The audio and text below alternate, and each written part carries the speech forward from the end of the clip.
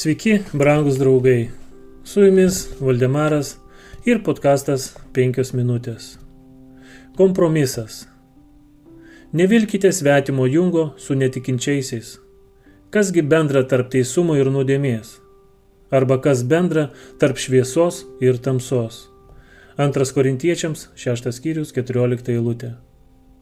Coros miestelyje, esančiame netoli Filistinų žemės, Samsonas susidraugavo su tenykščiais gyventojais. Taip jo jaunystėje gimė artimi santykiai, kurių įtaka aptemdė visą jo gyvenimą.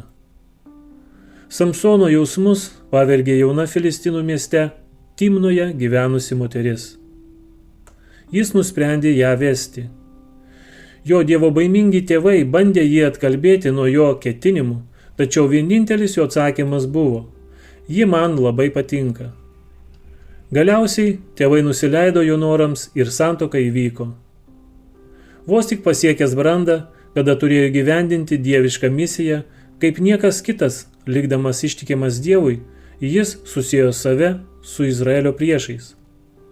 Jis nepaklausė, ar susiedamas save su šia moterimi, jis pašlovins Dievą, ar taip jis neatsidurs tokioje padėtyje, kurioje negalės įgyvendinti savo gyvenimo tikslo. Visiems, kurie pirmiausia trokšta pagerbti jį, Dievas pažadėjo išminties, tačiau nėra jokio pažado tiems, kurie trokšta patenkinti tik save.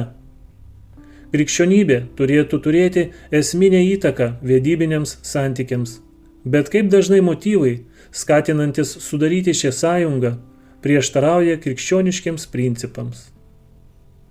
Šėtonas pastoviai stengiasi sustiprinti savo įtaką Dievo žmonėse, ragindamas juos sudaryti sąjungą su jo tarnais. O tam pasiekti jis stengiasi jų širdyse sukelti nešventas aistras. Savo vestuvių puotoje Samsonas dar artimiau susiejo save su tais, kurie neapkentė Izraelio Dievo. Kiekvienas laisva valia, pradedantis tokias draugystės, jaus būtinybę kažkuria tai dalimi prisiderinti prie šių įpročių ir polinkių.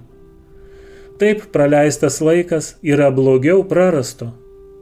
Kilusios mintis ir ištarti žodžiai pasitarnauja griovimui principo tvirtovėse ir silpnina sielos apsaugą.